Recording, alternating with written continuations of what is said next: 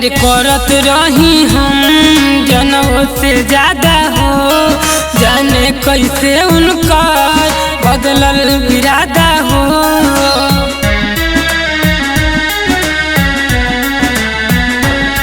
प्यार करत रही हम जनों से ज्यादा हो, जाने कैसे उनका बदलल इरादा हो।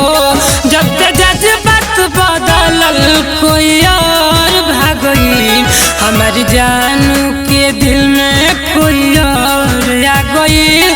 तब से प्यार छोड़ी पागला बेंगलोर आ गई, हमारी जानू के दिल में कोई और आ गई। तब से प्यार छोड़ी पागला बेंगलोर आ गई।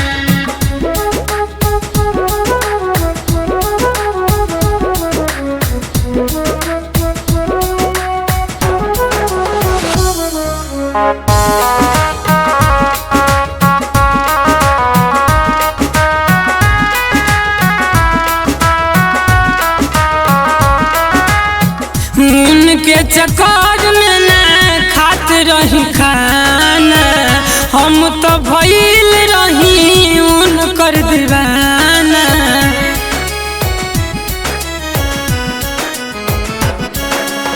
उनके चक्कर में न खात रही खाना, हम तो भइल रही उनकर दीवाना।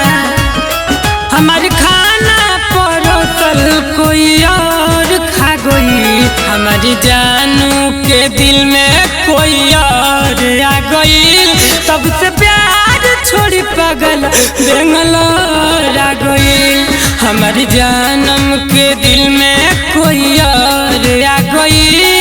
तब से प्यार छोड़ी पागल बेंगलोर आ गई।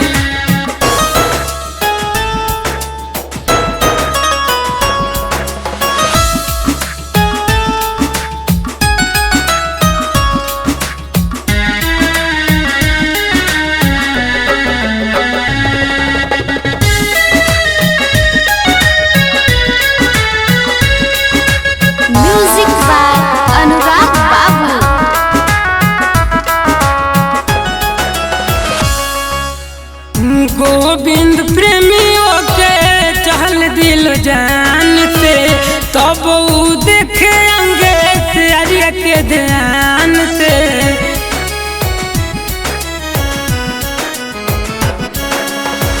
गोविंद प्रेमियों के चहल दिल जान से, तब वो देखे अंगेज आर्या के ध्यान से। जितेंद्र अनुराग के बात के गनौर आ गई, हमारी जानू के दिल में कोई और आ गई। तब से प्यार छोड़ी पागल बेंगलोर आ गई, हमारी जानू के दिल में कोई और आ गई।